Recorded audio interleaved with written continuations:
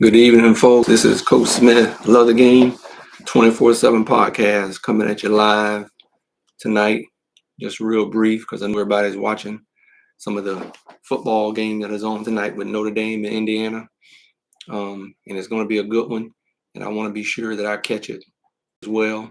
As you can see, I have it on right behind me. And so I just want to just pop on real quick just to get this weekend kicked off because we got a lot of bowl games. Great games going to be played tonight, as I said, with Notre Dame and Indiana. That's looking good. We got Ohio State, and I think Texas and all these guys are going to be kicking it off in this first round of the playoffs. So it's going to be some exciting play this weekend with some college football in the playoffs and bowl games. You're going to see some of those as well throughout the weekend, but definitely the playoffs at every level. I think the playoffs are going on right now at FCS Division I and also the Division II playoffs. So there's a lot of great football. We also got the women's volleyball tournament that's winding down as well as we get close to the national champion. And I think that's going to be played. I think the volleyball championship is going to be played again in my hometown in the Tampa Bay area. So that's exciting, if I'm not mistaken about that. So, like I said, a lot of great sports that are going on this weekend. We got some holiday games with NBA as well, and college basketball, Christmas tournaments, and all those things happening, and New Year's Day events that are also in the works as well. And so I just want to just pop on real brief just to talk about it because I know we just recently had the National Signing Day for college football, as well as for some other sports. We had signing day that came up here recently, and there's been a lot of talk that I see a lot with the NIL, name, image, and likeness, all those things, and transfer portal, and also some JUCO information that I'll get into as well, real briefly.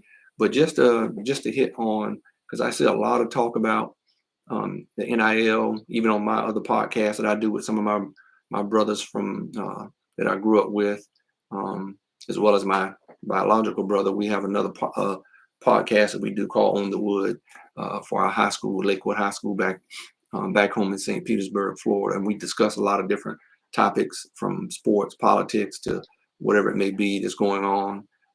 And so one of the things that we've been talking a lot, and that we said we're going to just have a show, we just talk about name, image, and likeness, NIL, the environment that's going on and around that with the NCAA, and how all this came about like so quick, right? Because that's what I hear a lot of talk about, where a lot of people love it, of course, right? A lot of people love that these athletes are getting paid for their name, image, and likeness, right? Because of the money that they bring in, especially when you're talking about football and basketball, right? But it doesn't negate the other sports because they bring in money too, at the gates and some jersey sales. But we know the real money getters are football and basketball. And now, just sports in general is big money, right? And we want to see it all. I watched some of the volleyball regional tournaments this week, and there was not an empty seat in the house, right? And I even watched some of it during the regular season. In some certain schools, the crowds are thick. The crowds are huge in some of those gymnasiums. But when it comes down to tournament time at every level, Division I and Division II, Division III, man, there's not an empty seat in the house when you're watching volleyball tournaments. And all the sports channels, major sports channels, and even streaming has gotten big. So you'll be able to see somebody you may know, somebody you may have coached, or somebody from your community that you are familiar with, and you want to be able to watch them. So they got all types of streaming services at every level. So there's money coming in sports in general. All right, we know that. But as I said, when it comes down to the major Division I football and basketball, it is billions of dollars, right? They help the athletic programs survive at those universities. And it's great that these athletes are being able to, and no matter how big their sport is or how popular their sport is, there are still opportunities for high school and college athletes. But I think, a lot of people, just get frustrated because they're saying like, oh man, we gotta get a handle on this, and with the name, image, and likeness opportunities, or it's not fair across the board, this and that. And you have all these different ideas about the NIL opportunities, and so granted, it's not totally fair. I played Division II football. We in no way brought in money like Division I programs bring in money. Okay, so that has nothing to do with being fair. Even though Division II was great and everything, but when you're talking Division I sports, it's a whole nother level. When you're talking about Division I sports, I mean, it's great now because there's so many streaming services and opportunities for like I said, my mother never came to one game when I played. Well, I take that back. She came to one when we went to my freshman year when we played UCF, when it was their last year in Division II football before UCF made the jump to Division I. Their last year in Division II football was my freshman year in college, which was the 87-88 year, academic year. And so my mother was able to do that because we were in Florida. But otherwise, she didn't get to see me play any football in college, nor my older brother. But because of streaming and how big sports is now, every level gets on TV now, or, with the different channels with ESPN and Fox Sports, they're showing all the sports at every level, which is great.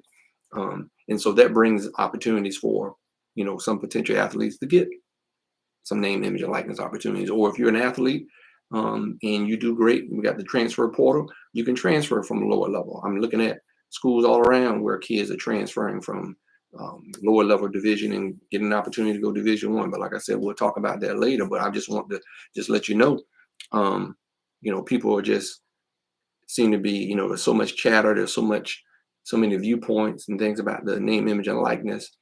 And people don't understand, that the reason why the NCAA did what they did so quickly was because of the lawsuits that came down. Because in the world of advancing technology, there's quicker access to get information, right? And these kids today are a lot more savvy when it comes to technology. These kids are very savvy and very good at knowing how to navigate and use technology. And information has always been out there. It's just that you had to go do some more physical work back in my day to get this information. But today you have at the tip of your fingers, you can get information and get it very quickly. And so when these lawsuits got, in some movement towards the NCAA and exposing the NCAA about all the billions of dollars that they've made over the years in college sports. And I'm going to emphasize when it comes to football and basketball, the multi-millions and billions of dollars that had been generated through college sports, right? And it's even exponential today, right? Because of technology. And so, you get a lot of people out there saying, well, they got to, get a better handle on it. It's not fair for, this and that. Well, and there may be some truth to that. And that's only because how the NCAA just put this new rule out there that allowed these kids to be able to do that because of the pressure that came down on them because of these lawsuits. And, I just show you here, these came to my house. You have because my son played college football, Power 5 football. And, some of you guys may be familiar with things like this, like when Equifax had a breach or, their systems got hacked into and they didn't have things in place to protect our information. And there's a lawsuit filed and you'll get a postcard in the mail that if you use Equifax or something like that, that you would, you're entitled to if you decide you want to be a part of that lawsuit. and get part of the payout that they Equifax, and because I don't know if you remember that when that happened, because I got a few little dollars when that breached, because I had a um, subscription with Equifax when all that happened with them. But we've all gotten kind of postcards because different subscriptions that we have with a streaming service, with a cell phone service, what have you. And then all of a sudden a lawsuit gets filed against that company because they didn't have some better technology in place that they could have had in place to hopefully, that those breaches could have been avoided or wouldn't have been as bad, where they have Americans' social security numbers or phone numbers and addresses or whatever, what have you. And so you'll get a postcard about a lawsuit. And so these came in the mail because, of course, me and my oldest son have the same name. And there's some things where he still have our address. And so these things from these postcards about court-approved legal notice about the lawsuits that have been filed, and some of you all, if you do your homework, this is no new information. But when the NCAA got pressured with these lawsuits, they had to do something real quick because they knew that they were not fair to the college athletes and allowing them to have name, image, and likeness opportunities. When you talk about Tim Tebow, who was a big name in Florida when my kids were growing up, and Michael Vick, and these guys playing college ball, and their jerseys are selling. Tebow name couldn't be on it, but everybody knew that Gator jersey with number 15 was Tim Tebow, right? Everybody knew that during the time he was playing in college. Same thing when they did the study back when Patrick Ewing was in college, and they were talking about this same thing about name, image, and likeness back in the day as well. When Coach John Thompson was pushing for years, along with several other coaches. Okay, in the college basketball, because of the money that was being made off Patrick Ewing's name, image, and likeness with his jersey sales, with the 33 jersey sales, right? If you guys remember that, you're my age. I might be telling them my age, but you guys should be familiar with that. But because of this lawsuit that came down on the NCAA, they knew, to try to avoid this type of stuff happening, or being even bigger than what it is, because there's two lawsuits right now, House versus the NCAA for a settlement of over $2.5 billion. And then there's the Hubbard versus the NCAA for a lawsuit of $200 million. And so what these things are asking, that they sent to all Division I athletes who were playing sports between I think one is between 2019 and 2024, and then the other one is from 2016 through 2024.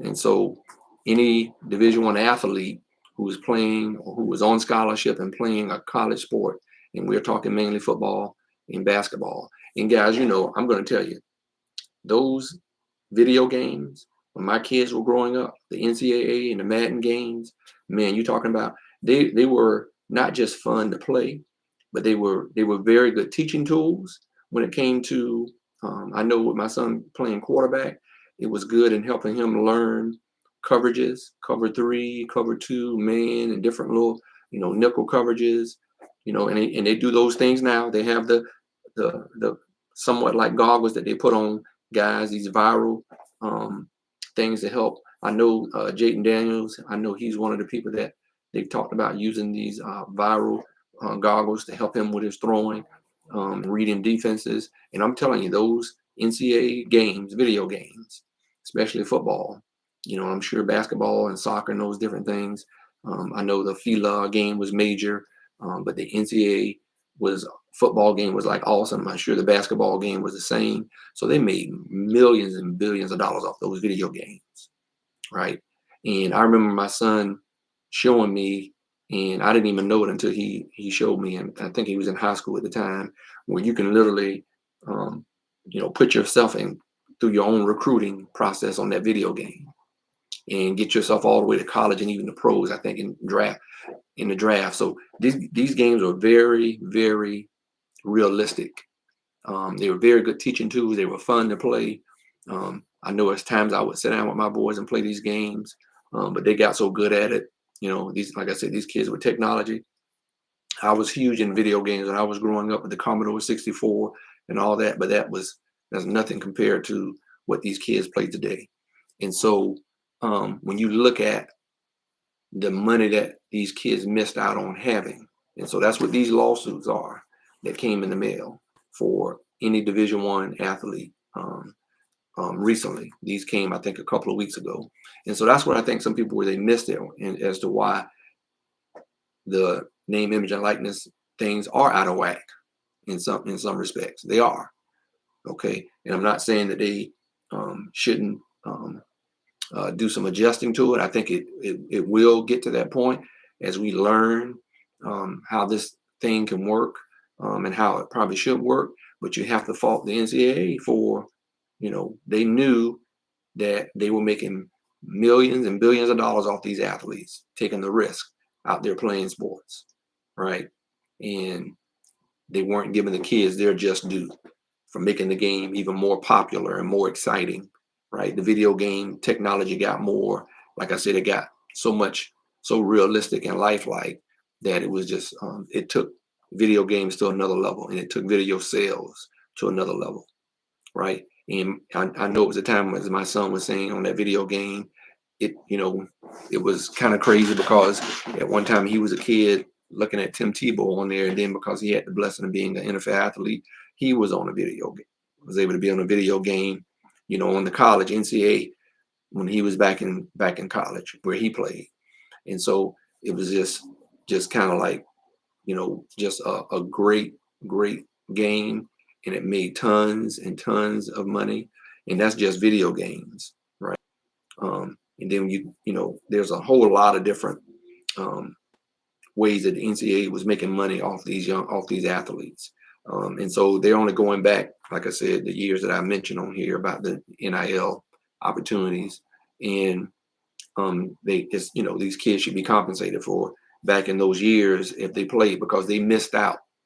This is what these lawsuits are about, because they missed out on NIL deals that are happening today, that they want to compensate these kids who help make it what it is today. Okay.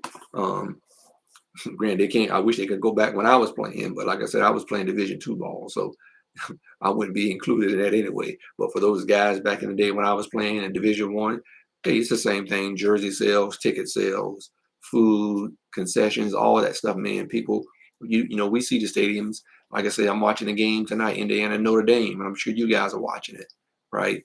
And so I just wanted to come on tonight and just give some clarity on that. Before some people jump to conclusions saying, "Oh, it's not fair for this and that," and I'm not saying that it isn't, and I'm not saying it's not. It is or it isn't. The fact is, the reason why we do have some people in an uproar about it is because the NCAA knew that they weren't fair more than anybody, and a lot of these kids missed out. I remember there was a young man. He was a punter at UCF, and he had his own channel, just like I'm doing, right?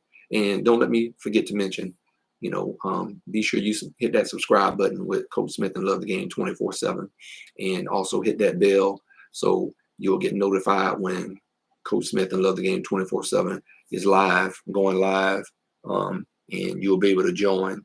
And if you got any questions while we're live, or you watch this video after the live, that's great. Love to hear from you. I'd love to hear your opinion, your questions. I'll do my best to try to answer them. But like I said, because my son played Division I football, Power 5. He got this postcard, and as I was sharing about this year, there was a young man at UCF. He was a punter, very well known. He's very well known on social media, and the NCAA made him make a decision that either he loses scholarship and at UCF, or take down his YouTube channel, because it wasn't right for him to be making money from his own name, image, and likeness, right? And I tell you guys, when you're on full scholarship at any level, you are not allowed to have a job. It's crazy, but you are not allowed to have a job. I came from a poor family, period. Single mom, lost my father at a young age. And it was crazy to me when I learned that. I didn't realize that until I got in college. That when you're on full scholarship as an athlete, you are not allowed to have a job.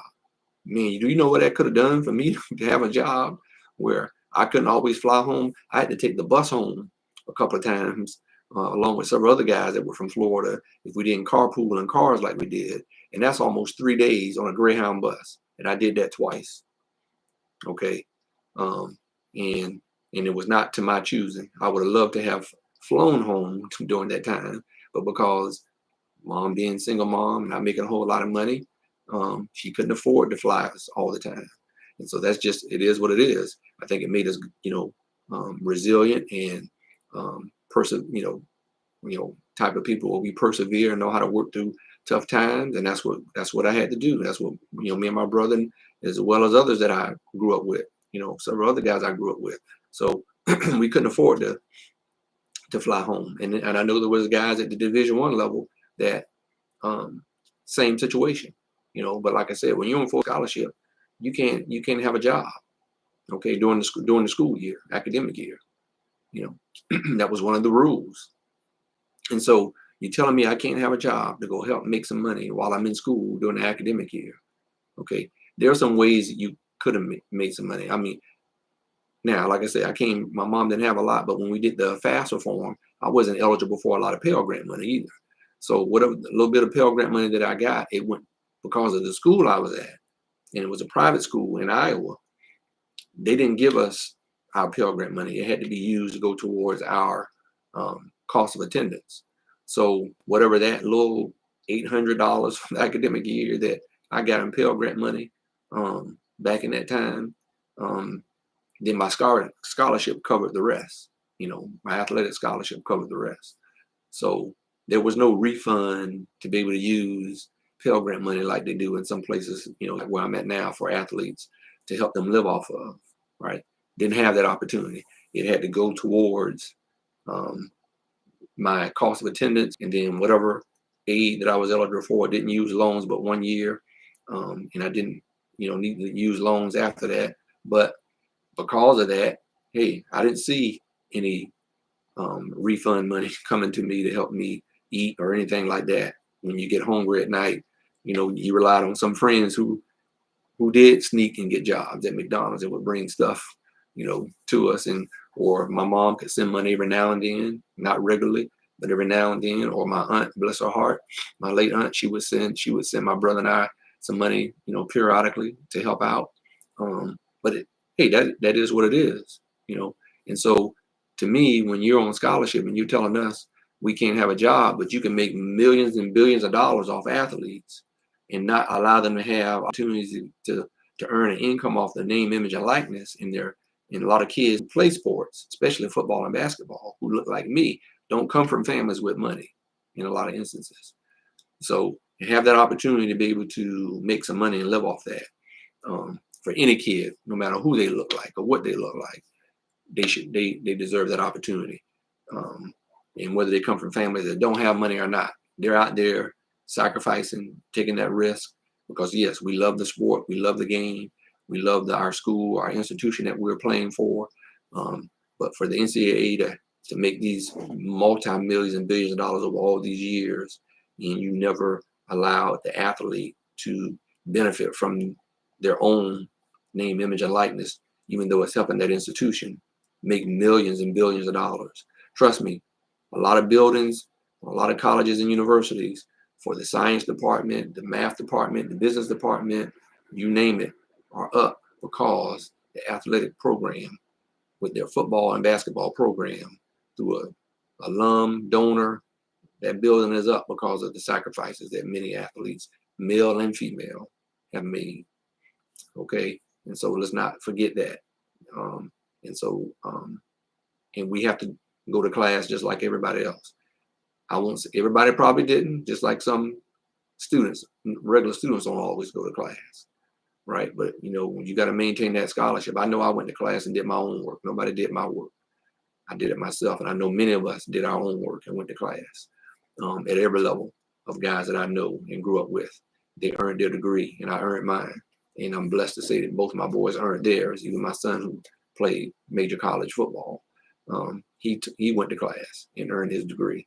But it's just, I wanted to just come get some clarity about what's going on and why the NCAA just made that change with NIL when they did decide to do it. And the states around the country started allowing it to happen. It kind of forced the NCAA's hand to allow it to happen. And they didn't have time to have some regulations on that because they knew of what was coming down, that they were not being fair to the athlete. And and the best thing they could have done was to let it happen the way it is, and let's figure it out and work it out later. Okay, let us take our lumps and things right now. Let us take the heat right now, because we were totally not fair for years in not allowing these athletes, male and female athletes, basketball, male and female athletes, football, baseball, I don't care what sport, whatever sport that was making it happen at that college or university, wherever that, or wherever you attended. These athletes make sacrifices, and it's a shame that you weren't allowed to benefit off of that for yourself, to help your situation. But now those things have changed. I think it's, in a lot of ways, I think it's better for the game. We'll figure it out and work it out. It's not a perfect system by no way, shape, or form. It wasn't perfect before then, right? Somebody who lived and went through it. And so, and some of you out there who may be listening know full well also. And so, and that, that takes us into why we see the transfer portal and that news that just came out the week about the junior college players being able to retain their 4 years of eligibility when they transfer to a 4-year institution to play their sport. You ask yourself, is it a good thing or a bad thing? I can't say one way or the other if it's a good thing or a bad thing. For the JUCO athlete to be able to retain their 4 years, we'll see. Okay. So like I said, is this a good or bad thing? But one community that I know that is excited that it is, and they believe it's a good thing, is the junior college athlete. They know, hey, I can still play 4 more years after having 2 years of junior college sport. Hey, I know they feel it's a great thing, and it may be, right? Now, they may not stay there for the whole 4 years, but they have the option to be able to do so. So that's great news for a junior college player.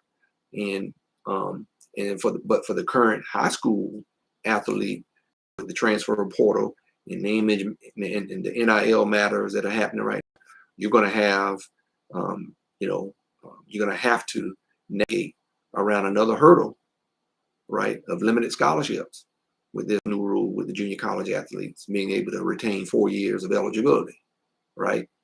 And so you got to ask yourself, if I'm not a top recruit, right, you're going to have to be prepared to figure out how to navigate. And that's what, I want to do with this YouTube channel, and helping you young athletes and parents understand that we don't always need to look at it as whether it's a good thing or a bad thing. Let's look at it from the standpoint, how do we navigate so we can make it a good thing for my athlete, for my young person to be able to benefit. Okay, that's how I think we should be looking at it. I think it's too much of, oh man, it's bad, this or that. No, I'm not saying there's not some truth to that. But if you come from a different viewpoint, you can potentially change your situation to be a better situation. So I think you should be looking at, okay, let me not necessarily say this is a good or a bad thing, but let me figure out how I need to navigate now as a high school athlete and as a parent trying to help my young athlete through this process so I can potentially make it a good situation, right? And so that's why I try to teach some of you young athletes that, hey, take advantage of the transfer portal. If I got to go play Division II or lower level Division I or FCS Division I, then let me figure out and go ball out at that level for a year or two, develop. Now I'm older. Now I'm more experienced, because it's going to happen to some of you guys. Now, if you're a top recruit in your sport, it's a whole different ball game.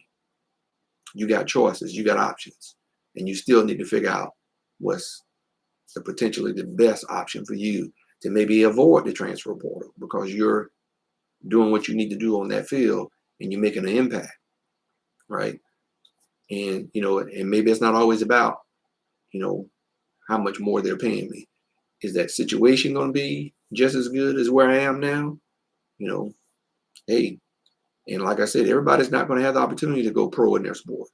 So if you got an opportunity to make some good money to give you a good start after you earn that degree, and hopefully you do, or you learn something about that money that you made and how to use it, and use some wisdom on how to use it to make me some more money, so I don't have to be in a rut financially and starting my life after college and my career after college, because some of you guys know you're getting this money and you're spending it and you're not really aware of the tax ramifications of NIL money, and you need to hold up, wait a minute, and put on the brakes and get with somebody to help you understand what you need to do, because you might need to, form your LLC and through your name, image, and likeness opportunities that you're getting, and be wise about that money and figure out how to keep most of it in your pocket, because Uncle Sam is going to get their portion. Because I know if I was getting this kind of money, or if my child was getting this kind of money, they were getting, 20 million opportunity. Well, if you got a chance to make 20 million, you're really going to probably get about 10 or 12 of that, or maybe 13 million, because Uncle Sam is going to get almost half. So the first thing you should do is put half of it away for tax purposes. Okay. And then figure out, okay, I got this other half. Let me half that I'm getting, that 50% that I'm getting, let me cut that in half and put that way maybe into a savings, and then figure out how to make it on that other 25%, right? So 50% I put away for tax purposes. I got 50% over here. I take maybe 25% of that and put it away and invest somewhere to help make me some more money, right? And then I got 25% of maybe, hey, I'll look at doing something else with some sense, maybe help pay off some bills, some mom and dad kind of thing. But also, hey, maybe I need to go buy some land or something and hold it, or a piece of commercial property or something, but you got to use some common sense. And if you don't know what you don't know, you better ask somebody that does know, right? Now you have access, and you be sure you never give people total control where they sign on your behalf. No, you sign. Let everything come through you, young athlete, where you have to sign it so you know what's going in and out. Don't ever let anybody else sign. Even if I had a son, I would tell him, no, I'm gonna help you. I'm gonna guide you. So that my child know, no, you need to sign your name on this stuff. Mom and dad is here to help you, but this is your money that you earned. Yeah, I know, of course, mom and dad made it happen with the money we spent with helping you develop as a young kid, to older, and that's fine and dandy. And every kid, I think, should do that if they have parents that have definitely invested in them to be where they are. But I know I would be like, no, let me teach you, because I don't want you to come back saying daddy or mama lost your money. No, we're going to help be there for you and guide you, but you sign your name on things. But you just know, guys, all this stuff kind of goes together, this NIL stuff and this transfer portal and all these things that are happening. And so if you don't think it's a good thing, well, maybe you aren't aware of it. Maybe you didn't play college sports, or I don't know what the situation is and why you wouldn't be not for a young man or young lady to be able to earn a living off of their name, image, and likeness for the millions and billions of dollars that are coming in through their sport, or the potential that they're giving themselves because they are a big name athlete in their sport at their institution. And if their jerseys are being bought, or they got opportunities to go sign autographs and make some money or different things like that, I mean, man, this is great. But like I said, I do believe at some point, because the NCAA knew where they were wrong at not allowing this to happen, and of course they were under pressure, and they just had to open that window of NIL opportunities to these athletes because they were getting exposed, and so they didn't have time to come up with parameters or anything of that nature because of this stuff that's coming down. These multi-millions and billions of dollars that they took advantage of um, um, the young athlete that helped bring in tons and boatloads of money in their institutions. So rightfully so, the young athletes have a right to get their portion, and we'll figure all that other stuff out later. All right, we'll learn as we go over the next several years, and there'll be some adjustments made. But they got it. The NCAA knows they're walking on eggshells, and that they better be very, very careful about whatever guidelines or rules that they come up with. That it's not going to be just in their favor. It's going to be equitable for both sides, for the NCAA and the institutions, and the athlete that's out there making that physical and mental sacrifice to help make that sport popular at their institution. So that's why you don't see some things happening, and why the NCAA is treading very, very carefully. So because they don't want too much more of this happening to them, with these postcards going out to the athletes who want to join the lawsuits. Like I said, the Hubbard versus NCAA, go look it up, and House versus the NCAA. These are legitimate. You can Google it and get you some information for you parents with young athletes out there, so you can get some information, some knowledge about NIL opportunities, and so that you can be very careful about how you help your young athlete navigate through all these. They're great opportunities, but people can be taken advantage of, and you don't want your young person to be taken advantage of. You want them to be able to take advantage of their opportunities and also be a blessing in their opportunities. And so that's what I have today, and I hope you guys are enjoying the bowl games and the playoffs that are getting kicked off tonight. And but just know this is what Love the Game 24/7 Coach Smith is all about, is trying to inform, trying to help you navigate, and you young people and young athletes and parents navigate through this stuff, because it can be very, very stressful. It could definitely have your head spinning, and so I try to do my best to keep up with it as much as possible. I just love it. I thrive off it. I listen to a lot of experts and other people out there. But as a former athlete myself, and having a son that's a current athlete, and even professional athlete, there are some things that I've been able to, learn being in it, right? Actually being in it. So I appreciate you guys joining me live on IG and Facebook and my YouTube channel. And as I said, be sure, man, you subscribe and view, hit that notification button, that bell, so you'll be notified when Coach Smith and Love the Game 24/7 is going live. I'm getting ready to drop, probably tomorrow I'll drop. I'm doing a new podcast series on with some actual high school athletes. I'm interviewing high school athletes. Hey, good evening, Pearson, my homeboy, my teammate. Appreciate you joining me. He's also head coach in Sioux City West High School in Sioux City, Iowa, back in my old neck of the woods of college football. Appreciate you joining me, bro.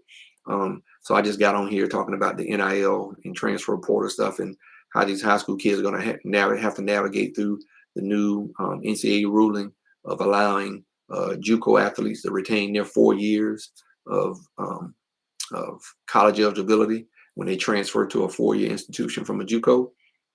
It's just making some things a little more difficult for these high school kids who may not be in the top 100 or 200 or 300, whatever it may be, of recruits that could potentially get scholarships at the Division I level or any level, right? So it's just decreasing their opportunities, and they may have to go to a Division II level or lower FCS or even junior college, right? And we gotta not always look at that as a bad thing, right? Because it gives you an opportunity to develop.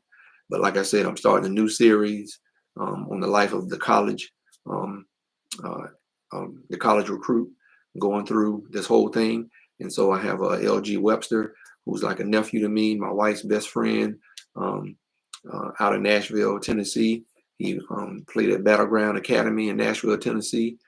giving them a shout out. They made it to the state tournament this year. He's played varsity football from 10th grade all the way through 12th grade.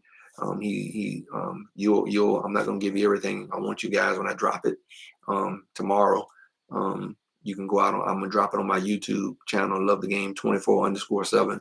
Like I said, I got some other interviews of some athletes that I'm going to be interviewing and giving them the opportunity to get exposure with coaches who follow me on my Twitter and my YouTube channel. Just trying to help the young athlete gain as much exposure as possible and to help them in their recruiting, and also give them an opportunity to interview for these college coaches to be able to see who they're recruiting and hear from a young man or young lady that takes the opportunity. So if you got a young, takes the opportunity to interview with me. So if you got a young athlete that wants to be interviewed with Coach Smith and Love the Game 24/7, I'd love to have him. I'm preparing to head out to Irving, Texas. We got the All-Star game happening out there with offense, defense. So I'll be out there coaching.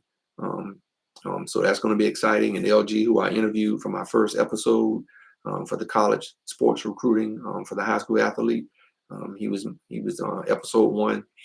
Be sure you watch it. I'm going to probably podcast from Irving at the All-Star game while I'm out there for a day or two.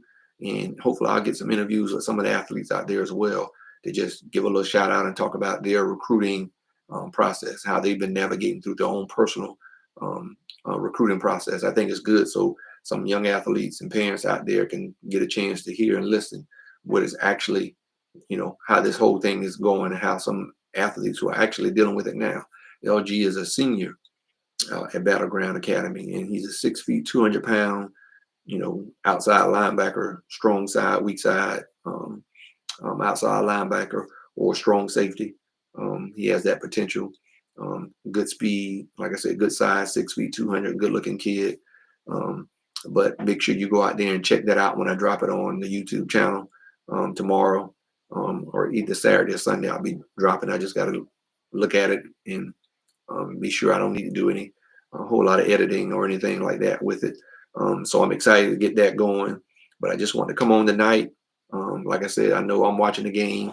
You can see it going on behind me. I'm going to get ready to get off this thing and let you guys enjoy the rest of your evening and watching the bowl games. And so I'm just excited about doing some different things with my YouTube channel. And I need you guys to make sure you view and share and get the word out there. And if you need some help, you hit up Coach Smith at love247game@gmail.com. That's love the 247game@gmail.com. So me up. I appreciate you, Greg, on Facebook, joining in, man. That's a former FAMU Rattler. And so yeah, I appreciate you guys joining me or taking the time to look at this video. If you didn't catch it live, but you're catching it later, the video as I uploaded on YouTube tonight. So, but I appreciate you guys. Take care, and don't hesitate to reach out to me. And if you got any questions or need any help, but this is Coach Smith, and that's Renal. My bad, G. All right, that's little brother. Appreciate you joining me, bro. But yeah, guys. So let's just be sure, we get as much information and knowledge about this name, image, and likeness, and NIL, and the transfer portal, and everything that's going on, because it's vital. All right, it's vital that you get some understanding, right, so that you and your young athlete, male or female, makes the best decision for them in their college career and where they go continue to pursue their dream and love of playing their sport. So once again, thank you for joining. Like I said, please subscribe, hit that subscribe button on YouTube, get my viewership up, and once again, thank you guys, and I'll see you again soon. All right, take care, peace.